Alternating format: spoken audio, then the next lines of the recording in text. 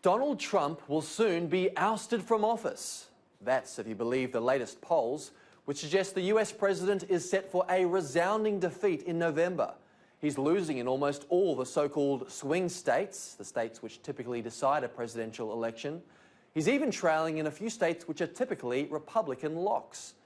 Now, the obvious qualification for these stories is the polls were wrong in 2016. Trump was expected to lose then and didn't, of course.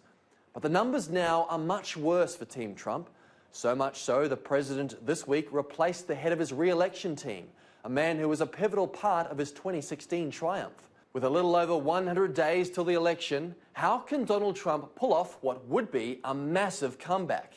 How can he turn around this Trump slump?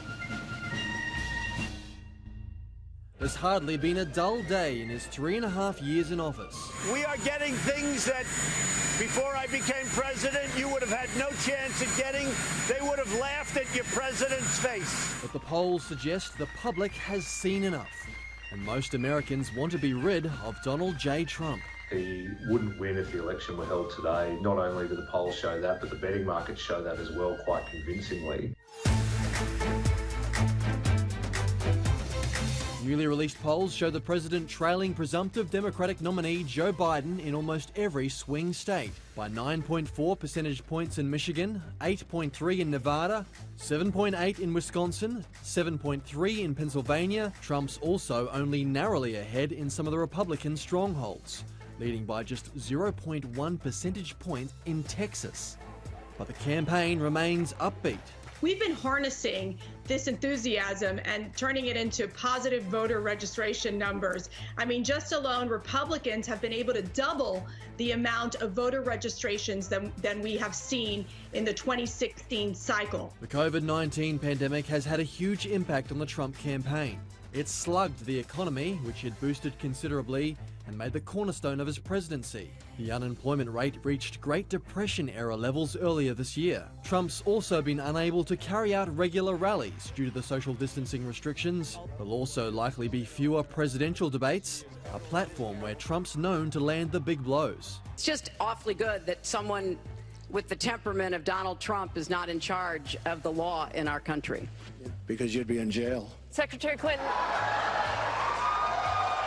In 2016, the billionaire real estate mogul touted himself as an outsider who'll clean up the swamp in DC. Now he's president, Trump's expected to put the focus elsewhere. One of the ways he could do that is by fixating the electoral discussion on China. That's a potential source of weakness for Joe Biden, who was the Obama administration's point man on China. He was the good cop.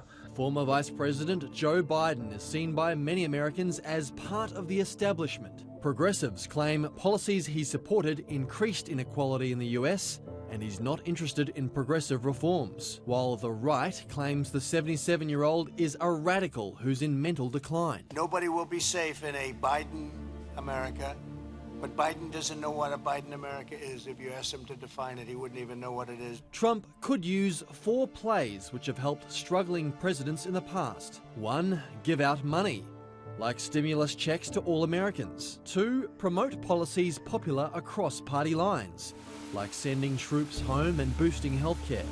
3, emphasize culture wars by playing into people's fears of losing the lifestyles they love. Or 4, start an actual war.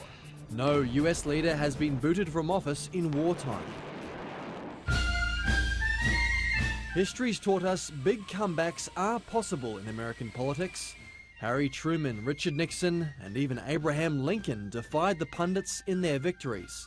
And the last 4 years has shown you can't ever write off Donald J. Trump. He's been written off a number of times through his presidency and he's managed to survive.